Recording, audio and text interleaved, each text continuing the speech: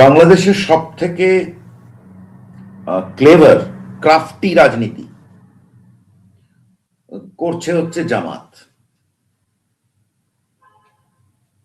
সরকারে আছে, সরকারের সব পুরো সুবিধাটা জামাত নিয়েছে, অথচ বদনাম হয়েছে কিন্তু বিএনপি। হুম। আর একই সঙ্গে নিজের ঘর গোছানো ইত্যাদি। একটা জায়গায় আমি আপনার সঙ্গে পুরোপুরি একমত নই, যে ইলেকশন হলে বিএনপি ল্যান্ডস্লাইড মেজরিটি পাবে।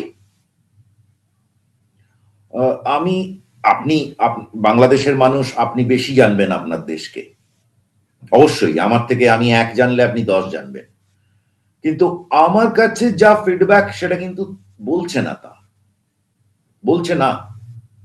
জামাত কিন্তু বেশ ঘর গুছিয়েছে।